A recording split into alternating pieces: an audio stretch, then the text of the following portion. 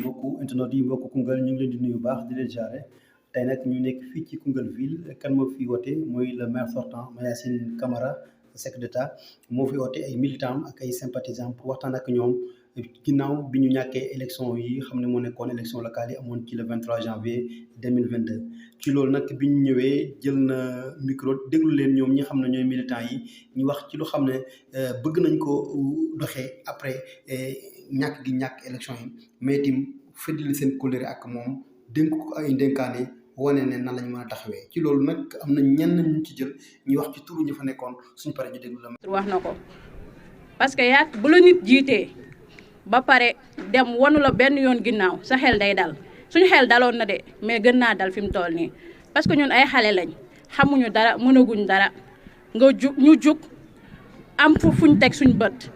mais yow nga taxaw pour jàppale ñu donc bu ñu amee lu mel noonu yaakaar naa ne duñ def du di ko rafetlu di kontaan parce que gis nañ suñu yaay yi toog biñ jàppee ba tey gis nañ ñu bàyyiwuñ te fi ñu teg seen tànk gis nañ ñu yoon bu baax la donc ñun bu ñu jugee topp seen ginnaaw parce que njëriñ moo fa nekk ñun nag dañoo am ambition politique mais avant loolu dañoo am ay ambition personnelle parce que am nañ fu ñu teg suñuy bët bëgg faa yegg en tant que jeune. te jàpp naa ni bu ñu leen toppee ñu mel ne ce genre gi parce que gis nañ suñuy frères yi ñu jiitu ku mel ne ay Daouda Camara récemment gis nañ ni mu taxawee ci biir dëkk bi yaakaar naa ni fierté yu mel noonu boo ko amee buñ la waxul sax kaay yow yaa war a jug sol sa dàll dem ci loolu donc ñun amuñu dara lu ñuy loo xamante ni dinañ ko réccu wala di kii ay pour man ay perte élection yi yëpp kii la rek ay accident ay faqastalu la woon rek mais ñun fu ñu teg suñu bët jàpp naa ni dinañ fa yegg te du lii lu ndaw la te am nañ yaakaar te xam gëm naa ni mën dinañ ko réaliser bu soobee yàlla donc monsieur le ministre dañ lay gërëm ci opportunité bi di la gërëm ci juste jàppale bi ñuy jàppale di la gërëm ci confiance bi nga am ci ñun aussi parce que foo taxaw yaa ngi naan Monsieur Ken Ndoye jëloo ko juste pour benn arme politique gis nañ ni da nga ko jël da nga ñu jàppee comme say jarbaat jàppee ñu comme say doom donc ñun lii buñ si am 100 francs man pour man liñ siy jëlee rek jàngat biñ siy jëlee loolu rek doy na lu mënta doon si àdduna donc pour bañ a guddal juste loolu lañ amoon pour wax la ko ñu ne naa ko yeggale si biir di jégaluwaat bu baax parce que j'étais pas prête élection yi weesu jàngat la dañ ci war a analyser ñun ñëpp ku si nekk tey war nga def sa analyse personnelle xool lan moo ñu ñàkkloo élection yi. suñ jugee si loolu ñu xam ne lii ak lii point yi ak lii lañ manqué lu fi manqué yëpp xam nañ ko mais pour man yooyu weesu na jarul wax li des mooy li nekk suñ kanam mooy lan naka la ñuy def ba xam exactement fan lañ jëm c'est ça l'essentiel man loolu laa gëm. Mayacine man je vous dis une chose ñun te boo xoolee tey jotaay bi da ngay xam ne ñëpp ku nekk sa xol yaa ngi prôner le militantisme sincère te loolu moo am solo. nit sooy ànd ak nit da ngay ànd ak nit ci ngor la dignité dafa nekk loo xamante ni kenn du ko jaay dignité dafa am solo lépp looy def amal dignité d'abord man góoma nit ne damay ànd ak yow ba pare di la fakkasal man góoma loolu su may ànd ak yow damay ànd ak yow ci ngor suñuy daanu ci ngor te je vous dis une chose Pa Matar Mboup depuis 2009 mu ngi ànd ak yow étant jeune très jeune yàgg na je pense que loolu yàgg na ça ne date pas d'aujourd'hui ñun xamuñ di jàpp di bàyyi luñ xam mooy ak lu métti dañuy ànd ak yow loolu lañ gëm. beneen bi mooy je parle au nom d'un mouvement boo xamante ni donc dafa sosoo si koñ bi mooy le mouvement jeunesse de Maya mu nekk des jeunes soo gisee ñu ne mouvement jeunesse de Maya sax nous en tant que des jeunes ñun dañ fi nekk di accompagner les jeunes filles yi nga xamante ni ñoo nekk si quartier bi won leen yoon bi ñu xam exactement fan lañ jëm. te yàlla julli ci sang bu tedd bi ñi ngi nuyu kilifa yi fi teew yépp ku ci nekk sa tur ak sa sant ndax mënul lim suñ limee duñ matal waaye dañuy juum kon damay jël nuyoo yooyu yépp tënk ko teg ko ci loxo monsieur le ministre monsieur le maire laay wax ndax toujours maire ngay doon ndax damay wax ci Maya sama maire mu nuyul ñu ñi fi teew ñépp di wax rek ci kàddu Maya sama maire di lay wax ni muy mouvement boo xam ni ñu ngi ko installé woon le 17 décembre fii ci Koungheul damay wax ni sax cat googu moo ñu jàpp ndax bañ taxawee ñëpp tiitoon neen kon cat mënut a ñàkk wees kon cat googu mooy li nga xam ne moo waral suñ défaite te dañ koy nangu avec philosophie xam ni du défaite duñ ci dellu si ndax ñëpp wax neen ko li nga xam ne moo am mooy li nga xam ne moo nekk suñ kanam Maya Sama Mère rek taxaw ci ndax bañ paree nit ki soo demee ci dara ba pare da ngay évaluer sa bopp natt sa bopp gannaaw bañ nattee suñ bopp rek am na loo xam ne Maya Sama Mère rek defoon na ko ndax groupe WhatsApp bi ñu amoon dañoo effacer lépp reféeraat ko à 0 pour amaat beneen configuration boo xam ne moom leen taxawal parce que nit soo daanoo sooy jóg da ngay xam ci lan ngay bësandiku pour mën a jugaat kon ba tax rek ñu tasoon loolu xool ñi nga xam ne rek ñooñu fidèle woon ñu jël dugalaat leen ci pour mën a continuer suñuy liggéey parce que sooy liggéey soo àndeek ñi nga xam ne bokkoo leen gis-gis bokkoo leen bëgg-bëgg doo yegg fa nga xam ne fa nga bëgg jëm kon loolu moo waraloon ñu tas ko di lay xamal ne rek Maya Sama Mère taxawut dañuy continuer di lay accompagnement boo xam ne rek ñi ngi doog a door rek fi ñu toll nii ñi ngi doog a door rek dañ doon fo rek jamono yooyu mais fi ñu toll nii leen taxawaat rek temm rek di lay wan ni lépp loo jóg suba ba ngoon jot incha allah ñun daneen ko porté bi rek dañoo bëgg comme ni nga ko waxee ndax politique dafa am ay moment instant bii rek dañoo toll ci defaruwaat at liggéey ñu bëgg rek nga jàppale ñu ci bu baax a baax ndax ay jigéenu jàmbaar ñoo ci nekk financement moom mënatuñ koo wax ndax DER baa ngi fi am na ñu jël am na ñu jëlagut di xamal ni ñi nga xam ne jël neen ñeen profité aussi fay ku ci fay 50 000 da nga am 100 000 ñu mën a jox ñi ci des kon ñu ngi la ciy jaajëfal bu baax. wax rek mooy boo takkee suñuy bët nañu ñu dem sax dañ lay topp parce que dañ la gëm bëgg bi moo jiitu mais gëm bi dafa ñëw jël lépp li Georgien wax rek duma ci jaaraat responsabilisez vos jeunes ñun ñu ngi nii yéen lañ am yéen la ñu doyloo te ñu ngi ci seen ginnaaw fu ngeen ñu woo ñu wuyuñu parce que ndaw bu nekkee ci dëkk jóg ne moom développement dëkkam moo ko ñor kon kooku nañ ko appuyer jàppale ko te loolu wóoluwuñ ci ma Samba wóoluwuñ ci ma Demba yow lañ ci wóolu Mayacine Camara ak suñu papa président Assane Diop coow li bari na lool mais na ñëpp jàpp ne liggéey bi tey la tàmbali li fi jot a jaar loolu obstacle la rek lu ñu waroon a jàll la mais loolu du dara liggéey bi tey la door a commencé bu kenn nax sa bopp li woon wonni na li fi amoon amatu fi képp ku ñëw tamit je le dis haut et fort képp ku ñëw di jéem a nax nit noonu naxoo sa bopp naxoo kenn sa bopp ngay nax mouvement Maya Sama Mère dañ ko defaraat kon nag kenn ku ne xoolaat sa toogin bu baax a baax a baax xool laay waxee parce que li nekk si man laay wax nañ defaraat toogaay bi kenn ku nekk nga xool sa diggante ak yàlla ci li ngay def waaw ju waafal déet ji dafiy jóge li fi amoon du fi amaat Mayacine lui il voit le mal nulle part moom ndeysaan lu waay def baax na lu waay wax baax na mais ñun ñoo ko dul mayati mu koy defee noonu dootuñ ko may mu koy defee noonu liggéey bi day soog a commencé na ñëpp takk seen digg ba mu dëgër àndandoo pour le développement de Koungheul wasalaam. ngi tàllalaat ñëpp loxo góor jigéen mag ak ndaw ku demoon ak ku fi des ak yéen ñëpp ñoo leen ñu ànd takkaat say ñu ànd liggéey jàppale suñ ministre bi jàppale ñu wasalaam jërë ngeen jëf. wax ci sama turu religion bi ma ne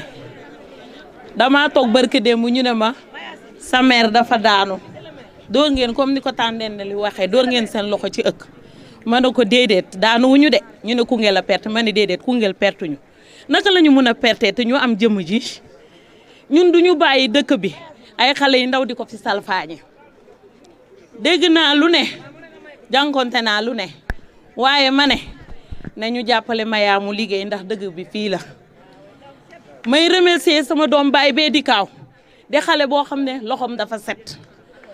ndax bu fekkoon ne dafa jenge wala def naka su dul noonu ay moromu jeune am duñ ko topp ma bëgg nag en tant que catholique ngeen ñaanal ñu ndax barke démb suñu kilifa bi dafa def choc waaw suñu père bi waaw ci yoonu Kokoto bi ba dañu dagg loxo bi ñaanal leen ko ngeen dimbali ñu ci ñaan ndax yàlla fëgg boppam. yow ci wiki bi am benn message ci boo bëggoon a délivrer lan nga ñu mën a wax tey ci ndaje tey bi incha allah. waaw merci beaucoup xam naa ndaje tey bi moom ni mu tëddee nii dëgg-dëgg xaaruma ko woon parce que bi élection yi passé ba tey dama tawatoon biir élection yi sax laa tawatoon parce que ku xam gis ne campagne bi yëpp daanaka dama ko tëddoon et après élection yi aussi ma nekkoon di faju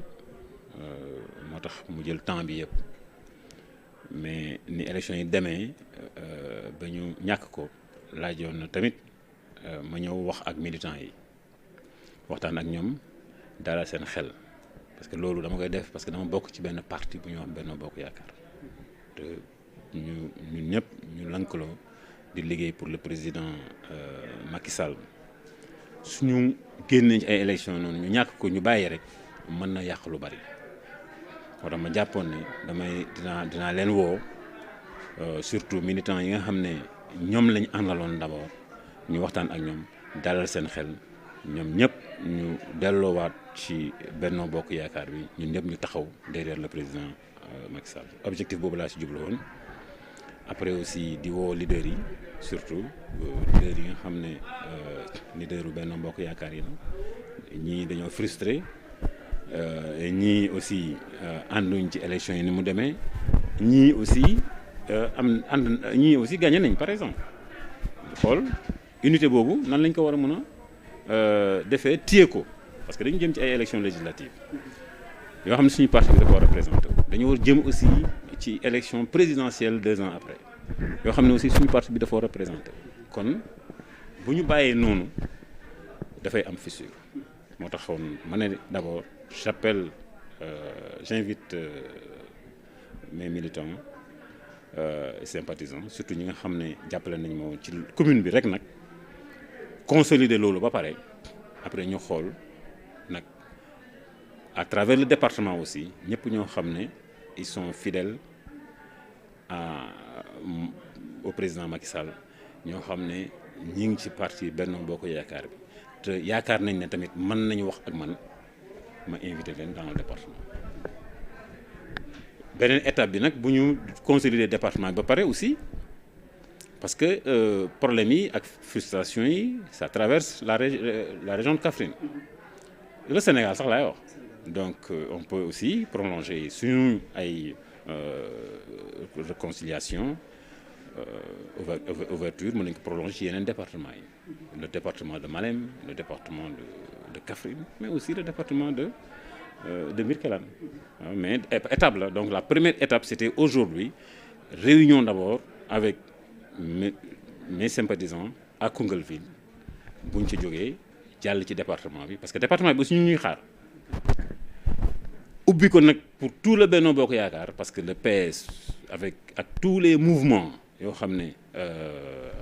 ñi ngi fii dans le département et dans la région dans le département de Kaffrine dans le département de Malem dans le département de Birkelane mais aussi dans le département de Koungheul ñu xool ñoom ñëpp nan la ñu war a mën a waxal ba ñu mën a nekk autour du président de la République dans le Benno Bokk Yaakaar consolider loolu waaw je pense que élection yi li ñu njëkk a jàngal mooy que ne il faut que ñu taxaw sur le plan politique j'ai toujours compris que j'ai toujours mis en avant le développement ak proximité bi ngay am ci nit ñi ak li ngeen appuyer mais sur le plan politique bon man dañu jàppoo rek ne la politique c'était effectivement ça c'est vrai mais au-delà de ça il faut que nag léegi ñuy taxaw di ko dox di ko wax dañ ko wax dox ko wax ko ci commune bi dox ko wax ko ci commune bi dox ko wax ko ci département bi dox ko wax ko ci département yëpp ak ci région de Kaffrine voilà je pense que loolu moo nekkoon solo si ndaje bi mais nag dañ ko convoqué woon en tant que réunion mais malheureusement bon tey réunion d'échange pour commune bi seulement mais dañu gis ne ci biir di ay orateurs yoo xam ne ci département bi lañ jëkko gis nañ ko dëkk Gént dëkk Yiida ak yeneen dëkk kon mbir mi yematoon seulement ci dafa mel ni métti la mujj soppeeku loolu la oui loolu moo tax ma ne dafa romb suma njort waaw ñun dañu en lancé yàlla xam ne benn message rek laa génnee wax ni waa Koungheul yi su afin ñi ñu àndal nañ informer la tenue de la réunion le dimanche à 16h chez moi bañoon naa sax ci biir kër gi laa ko bëggoon def nit ñi di ñëw ñu commencé ñu lañ génn ci lañ génn far j'ai vu que même département bi les gens sont venus loolu de manière spontanée dañuy dégg rek kenn du leen invité dañuy dégg rek ça veut dire que de manière spontanée les gens ñu ñuy bàyyi xel les gens ñi ngi bàyyi xel le parti les gens ñi ngi bàyyi le président de la République xel donc que nga invité li nga bañ a invité bu ñu ne Mayacine Camara moo woote réunion fu ñu ko dégg dañuy ñëw fu ñu ko dégg dañuy ñëw rawatina nag ñi nga xam ne tey jii ñi ngi taxaw di ñu xaar dans le département bari nañ partout nag partout parce que da ngay dem ci ay départements yoo xam ne vraiment les taux yi nga xam ne dafa fissuré wu carrément da ngay gis ay 30% mais les gens sont là ils nous attendent il faut que ñu dem collecter loolu yëpp pour mun ko téye pour le président de la République téye ko pour le Benno Bokk Yaakaar pour que le Benno se triomphe dans le département dans la commune et dans la région voilà donc voilà c'était ça vraiment le but de la réunion mais encore dire aux militants que ñun dañu war a ñëw aider leen on doit les accompagner instrument bi ñu amoon mooy la mairie amatuñ ko instrument bi ñu amoon pour le département levier boobu amatuñ ko mais loolu warul mën a tax ba nos ambitions en matière de développement économique et social duñ ko réaliser. foofu sax la ñu bëgg a jëm sax yow fan nga jëm parce que gis nañ ne message bi tamit gën nga ko yaatal ba laala ko ñoo xam ne sax tey bokkul nañu coalition ci élection yi génn ku ci mel ni tey tête de liste Nafoore dégg naa si biir wax nga ko yaa ngi koy invité yooyu yëpp fan la Maya jëm ci politique. xam nga ku ne da ngay def développement Koungheul te tendre la main à Seydou Sy Sall tendre la main enfin Assane Diop il est d'entre nous mais boo ne tendre la main à Seydou Sy Sall da ngay caaxaan parce que ku nekk xam na ne yàlla may na ko xam-xam yàlla may na ko capacité yàlla may na ko aussi cette dimension politique boo xam ne bu bàyyiwul loxoom ci département bi buntu mën na feeñ moo tax aussi man su ma ne damay dimbale damay ñëw pour taxaw sur le plan économique pour donner une réponse positive à cette demande-là une réponse positive aux attentes ñi nga xam ne ñi ngi taxaw di ñu àndal di xaar lu bari ci ñun te nga xam ne yu bari mënuñ leen ko jox di ubbi suñu bureau yi di leen recruter di ubbi suñu di charger l'État ñi nga xam ne aussi wala buñ leen naree jox dara il faut ñu dem jéggaani ko di taxawaale ci buntu bureau jàmbur yi pour ñu mun leen jox dara ñu andil leen autant ñu xool ni ñuy utiliser suñu ay suñu xam-xam suñu ay xalaat suñu ay moyens pour mun a mobiliser nit ñooñu pour mun a fexe ba nga xam ne dinañ enclencher un accompagnement économique au niveau des femmes et des jeunes mais loolu su ma ko bëggee def il faut que ma woo Seydou Sy Sall pour que mu ñëw ñu lëkkaloo Seydou Sy Sall mën nga ko wax lu ne mais du nit kuy wor mën na bañ a ànd ak yow mais du nit kuy wor te am na xam-xam kon dañ ko soxla Samba Ali Ba de la même chose de la même manière PS la représenté na PS donc il est dans le Benno Bokk Yaakaar il est élégant dans sa politique il fait une politique saine et yàlla aussi dénk na ko xam-xam te xam naa ne tamit bu ñëwee jàpp ci liggéey bi président Macky Sall wala le Benno Bokk Yaakaar dina ci gis boppam bu baax moo tax moom it il faut qu'on l'invite évidemment au-delà du fait que bon on est avec la députée Fanta Sall qui fait un travail excellent peut-être aussi des fois les considérations politiques mën na andi ay yenn frottement yi mais au-delà de ça vraiment elle est une femme qui se bat donc moom it elle est là jarul sax ñu koy woo parce que elle est là ñu ngi échanger ak moom di waxtaan ak moom lépp lu ñuy def ñu ngi koy séddoo ak moom xam na ne tey jii dama war am réunion bu ma fi def donc je pense que elle est dans le groupe et au-delà de ça aussi il y a des leaders dans le département yoo xam ne il faut aller les chercher ils sont là ils nous attendent il faut qu'on les cherche il faut que ñu téye leen surtout loolu affaire bi day yàqu waaw te bu yàqoo aussi bon suñu Benno Bokk Yaakaar bi moo ci njëkk a souffrir avant que nag population bi aussi di ci souffrir parce que tey jii li ñu mën a am ci Benno Bokk Yaakaar bi ànd ak population bi gëw mën a am na beneen parti boo xam ne war nañ ko mën a def téye ko pour mu andil lu gën li Benno Bokk Yaakaar mën a andil succès ci période yi. ok pour ñu jeexal ci point bi mooy tey rek réunion d'organisation bi comme nañ ko tuddee de échange meeting politique. tout le monde est venu nag. man vraiment affaire bi. message bi lan nga décortiquer ci message bi la askan bi jox tey parce que gis nañ ne femmes yi wax nañ jeunes yi wax nañ même viviers yi sax ku nekk am lu mu dégagé wax la ko yow lan moo ci gën a marqué tey ci rencontre bi. premier message bi waxuñu ko mooy ni ñu déterminé woo ak ni ñu engagé woo parce que la spontanéité avec laquelle les gens sont venus sans pour autant être venus ak bët nit ñi ma gis foofu te mosuma woon yaakaar ne xam nañ dañ doon jàpp nii sax mais tey nga ñëw dégg rek ñëw nga bàyyi ñi dugg oto ñëw ñi jóge seen koñ ñi ñëw ñi bàyyi seen li ñu doon def ñëw teel a ñëw toog ba wax bi jeex mais spontanéité boobu c'est quelque chose hein. C'est pas un message boo xam ne dañ ko wax ni ci kaw mais c'est un message à lire que ne nit ñi fa ñu nekkoon ñu nga fa et tous les gens qui étaient avec nous et qui sont trucs waxuma ne ñëpp non seulement ñëpp a ngi fi mais il y a même des gens d'autres yoo xam ne on ne s'attendait pas qui sont là et qui sont là. Bon, je me pose la question, mais pourquoi pourquoi cela? Pourquoi cette détermination, cet engagement spontané tout de suite? Donc loolu il faut ñu capter ko d'abord. bi leen ni les messages la yi ñu wax mooy ci seen discours ñoom ñëpp détermination la engagement mais aussi que man yu bari war naa ko changer yu bari war naa changer mooy c'est vraiment taxaw pour l'emploi des jeunes taxaw pour les femmes mais bon c'est vrai que les gens ont créé des emplois sur notre dos. Ils ont créé des emplois sur nos dos parce que tout simplement aussi du ma nit koo xam ne aussi damay topp ci ginnaaw nit pour mu jox may truc man bëgg naa li may génnee ma créé ko sama bopp je l'ai créé sama bopp c'est possible d'en créer c'est ça on va le faire voilà peut-être ça a pris du temps. Ah oui parce que tout simplement on a encore beaucoup plus de temps pour faire de la politique on va faire beaucoup plus de politique maintenant. Oui il le faut parce que quand même man je pense que politique nit ñi ñoo bon nit ñi nga xam ne ñooy def loo xam ne politique laaju ko loolu mooy tax nit ñi di am une mauvaise idée de la politique. Mais si c'est un engagement une détermination un amour irréversible vers les populations un accompagnement aussi boo xam ne fort et efficace et sincère aussi surtout c'est sincère aussi parce que moi mon engagement il est sincère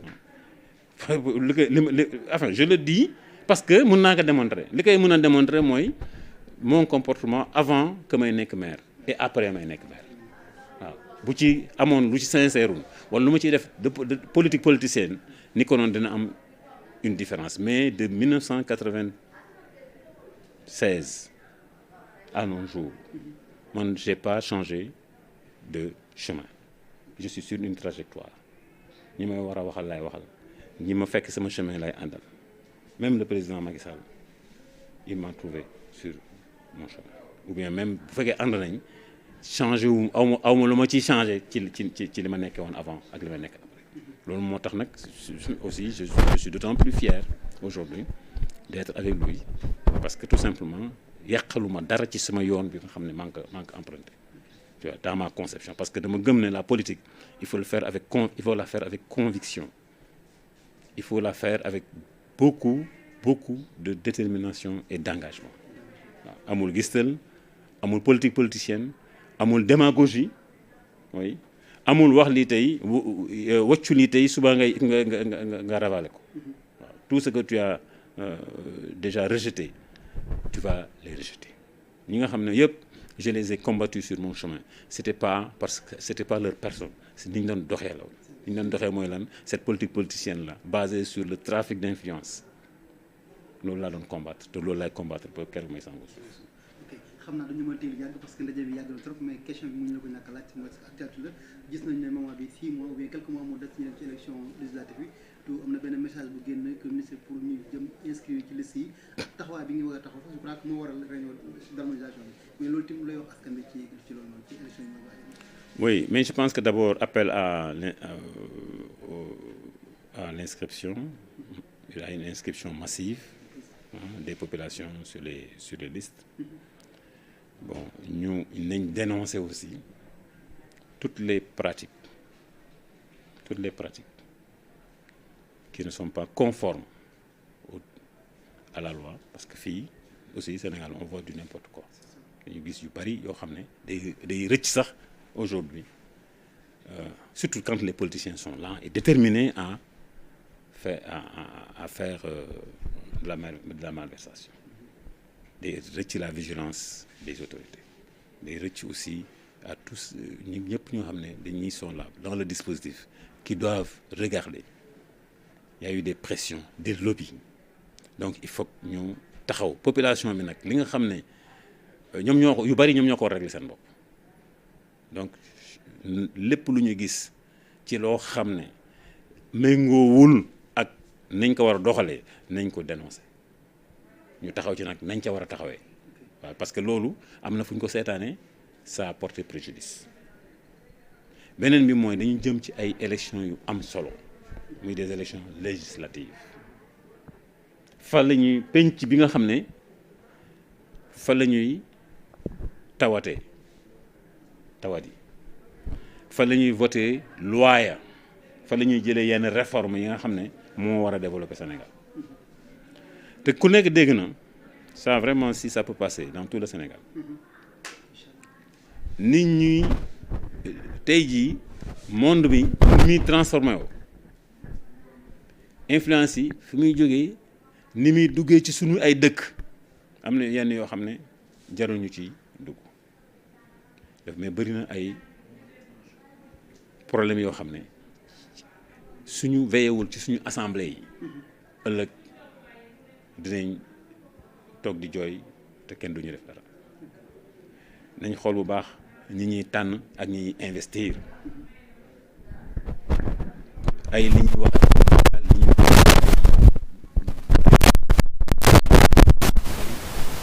gouvernement bi taxaw na ci liñ taxaw disposition yi ñu ci war a mën a jël yëpp jël nañ ko mais nañ moytu ñi nga xam ne duñ leen mën a maîtriser ñu nar leen dugal dans notre xamante nañ de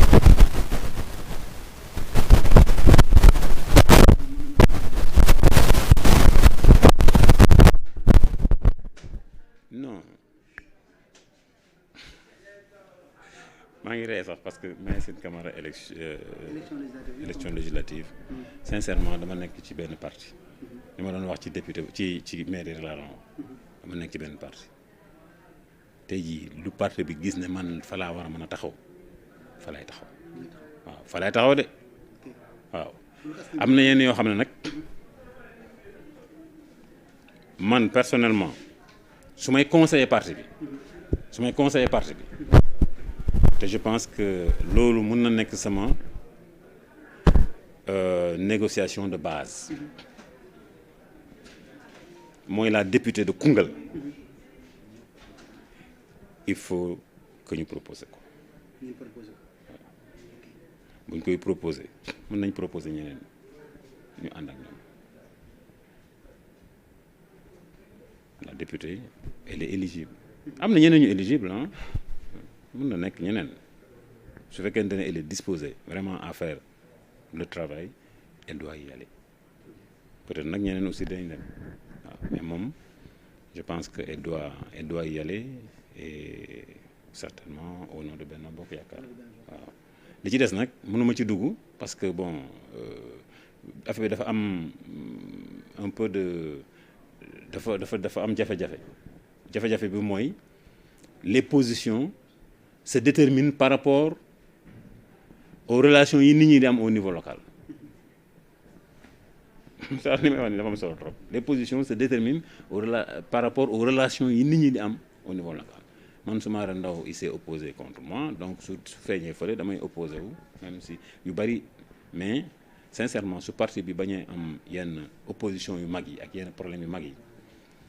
vraiment nañu xool autour de ce qui était là te ñu favorable ba léegi parce que évidemment il faut dire favorable ba léegi nañu xool nan la ñu war a mën a accompagner loolu mais nag am na yenn tour yoo xam ne man du ma ko nangu. kooku moom loolu xam naa nañ ci gën a ñëwaat pour gën a mën a yàgg. yenn tour yoo xam ne moom am na ñu junj mën na ci ñoom xam naa temps bi dañu ko may. mais tamit du ñu taxaw ak Mayacine Camara laaj ko tuuti rek ci benn Mabou Ndao ci mairie bi la plupart gis nañ sa ki xam ne moo la fa wutu mu ngi demander passation de service depuis lors loolu ci benn Mabou Ndao balaa ñu ci gën ci mën a yàgg. xam nga passation de service nit ñi il faut que ñuy dem di xool kayit yi man duma fi ñu toll mënoon nañu bañ a woo sax ma ñëw def passation de service wala nga SMS ma ñëw def passation de service wala nga woo ma rek ma ñëw def passation de wala nga yónni Soumaré wala Omar Ndimba wala Kaaw ne ko te waxul ma si ne ko ñëw ñu def passation de service man Birane Deme sama bureau man ak moom ak yàlla ñoo fa toog mu jox ma papier ñaanal ma jox ma kii bi ne ma papier yaa ngi ni kees yaa ngi ni tu liiru ma ko ba tey ñi may wax yow mu ñaanal ma jël yëpp mu wax ma nag ma dégg mu ñaanal ma ñaanal ko keroog ba léegi lijjanti ma suma lijjanti bu ma gisee loo xam ne sax lu baax la ma génne ko wane ko su ma gisee sax loo xam ne yéenewul maanaa du ma jàpp ne moom moo ko fa def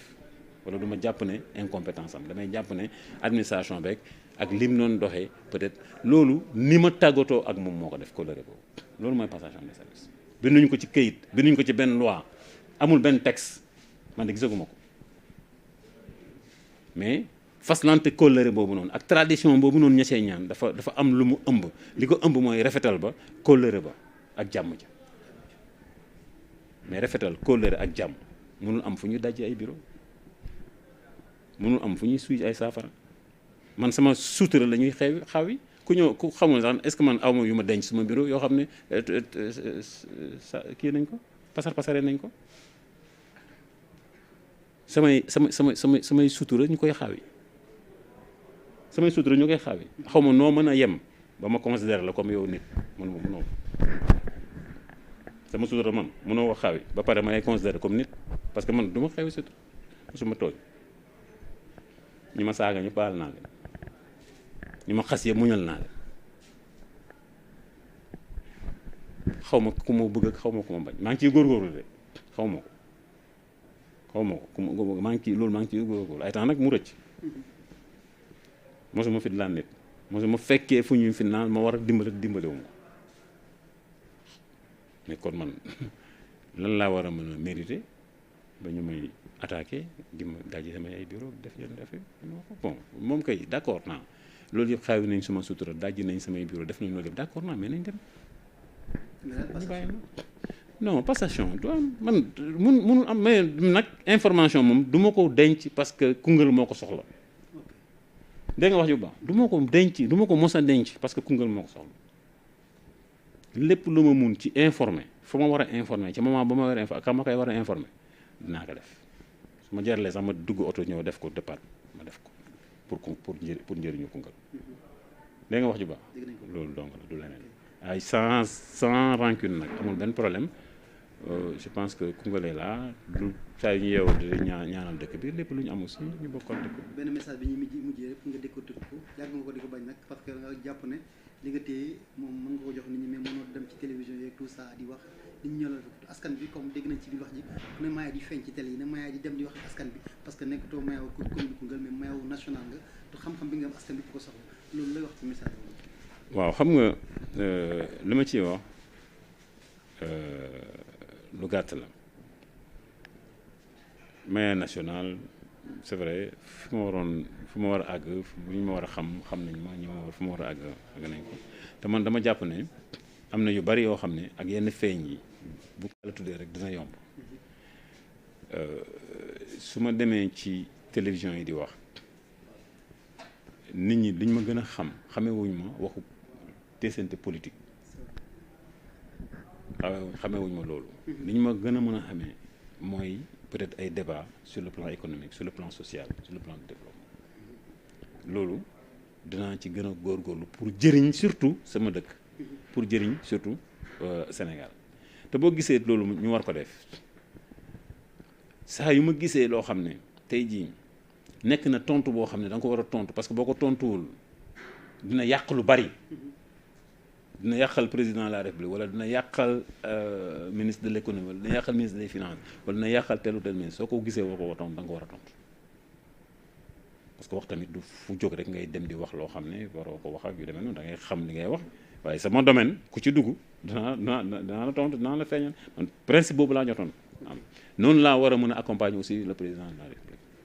suñu waxee dara génn wax dara sur le développement du ferroviaire sur l'économie sur les finances sur la planification sur les statistiques man dama war génn def contribution def samay débat man noonu laa mën a foofu laa toll su ma daan def politique nag ma ñëw au niveau local ma def politique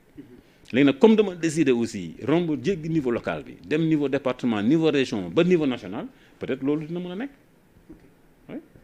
mais boo fekkee da nga nekk niveau local nga mën rek léegi boo génnee au niveau national di def un débat ça doit porter sur des sujets yoo xam ne da nga ci am des compétences pour mun a montrer gouvernement bi nan la war a mën a taxawee ak nan lay taxawee pour mën a dalal xelu nit ñi noonu lañ mën a accompagner aussi le président de la République mais suñu rombee ce niveau local léegi peut-être on peut avoir la chance vraiment. léegi nag moom je crois que wax nga ko lancé nga message bi mooy que ne unité bi nga soxla flux yi nga dem jël leen waxtaan ak ñoom kañ la liggéey bi démarré. commencé na tey. oui. kon chaque instant mën nañu gis. commencé na tey oui je vais ensuite rencontrer Seydou Sissal ñu wax ak moom. bon suñu paree peut-être discuter ak Sampaba Aliba après convoquer une grande réunion de Benno Bokk Yaakaar dans le département. bu ñu paree ci département bi nag léegi ñu xool aussi nañ mën a waxtaanee ak waa région bi surtout département de Malem département de Birkelane et département de Kaffrine. merci beaucoup jërëjëf. mbokk yi lii la ñu jël fii nii ci kër Mayacine Camara mu nekkoon ndaje mu am solo boo xam ne ñoom camp Mayacine Camara mën nañu ko tuddee noonu ñoom ñoo ko woote woon pour rencontrer seen leader waxtaan ak moom ci li xam ne jot na fi am muy élection yi xam ne weesu nañ ko. feddali seen colère ak moom mais ñun tamit biñ ci paree ak déglu militants yi ak sympathisants yi seq nañu waxtaan bu yaatu ak Mayacine mu wax ñi fu mu jëmale mbir mi mu nekk lu xam ne dina def politique mat sëkk ne na dina dem seeti ñi xam ne meroon nañ mu jëli leen dina seeti ñi nga xam ne ñi ngi ci biir Benno Bokk Yaakaar sampoon seen dënd ñoom ñëpp ñu ànd pour songandoo mbir mi pour jëm ci élection législative yi xam ne nee na dafa nekk lu am njëriñ lépp lu xam ne Macky Sall soxla na ko te ñoom par nañ pour liggéey ko ci loolu tim laaj nañ ko tuuti ci mairie bi xam ne tim coow li bëri na fi surtout ci passation de service bi ñëw na ci wax ci lu am lu yaatu loo xam ne wax lu pourquoi ba léegi passation amul mbokk yi lii la ñu jëloon fii ci kër Mayacine Camara di leen jox daje beneen yoon jërë ngeen jëf